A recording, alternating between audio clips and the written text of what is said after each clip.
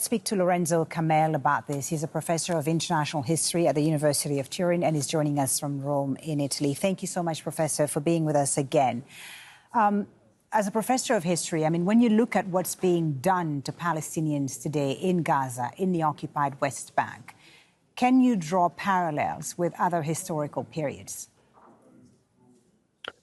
Parallelism always tricky, but if I'm obliged to find for parallelism, I say that with Palestinian history itself.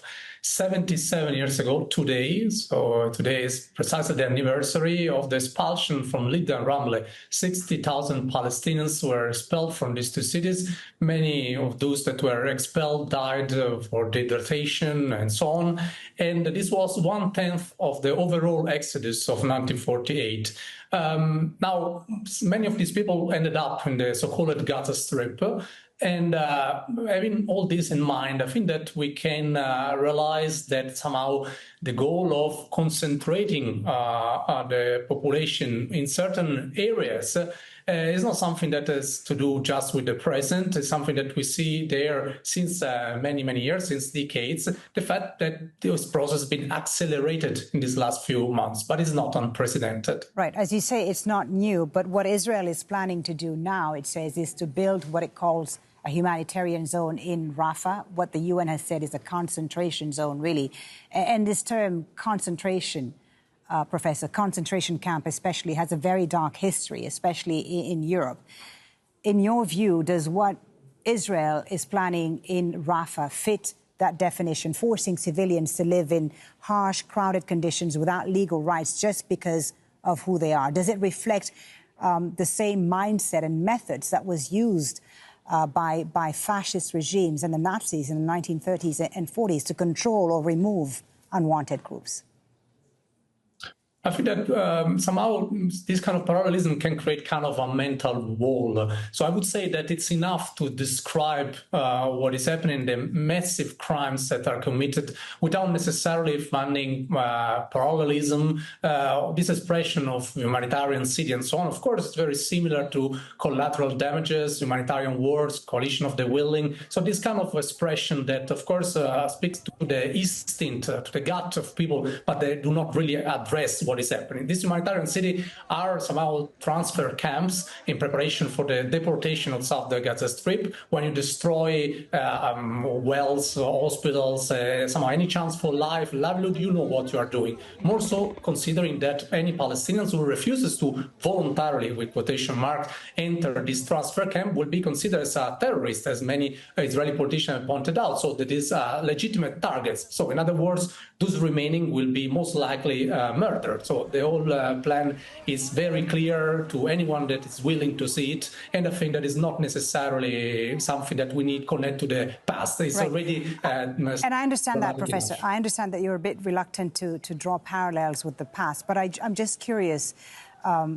whether there has been a time in history when a country used the pain or trauma from its own past to justify harming another people.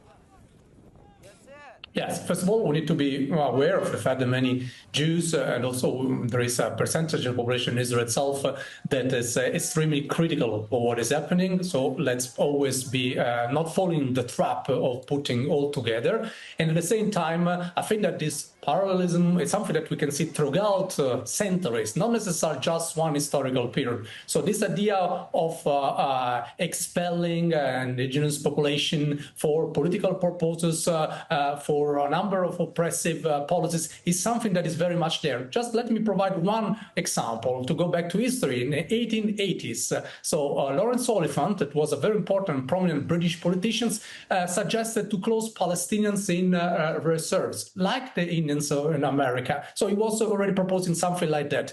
We see that this kind of pattern with different nuances, with different histories, are there throughout different historical periods. So not just one. Of course, history is never the same, but it often rhymes. Right. What about the international community's reaction, Professor? 30 years ago, we said never again in Srebrenica. 31 years ago, it was never again in Rwanda.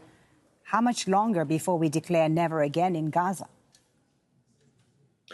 Yes, the world, of course, is changing. The international community was already very clear many years ago. The resolution 476 in 1980 by the Security Council was already very clear. It was pointed out in that resolution that acquisition of territory by force is not admissible. And it also was strongly emphasized that somehow there was a necessity to end the prolonged occupation of Arab territories that were occupied since 1967. This was a simple call for withdrawal without any reference to any condition. So it's not something that we will need today. It's something that is there since many years. What is changed from 1980 and a few years ago is that there is a strong push by average people, also thanks to social media and so on. At the political level, this change, especially from the countries from where I'm speaking from, so in this case from Rome, but it's a Western country, this at the political level is not occurring. But let's say among people, we see major changing.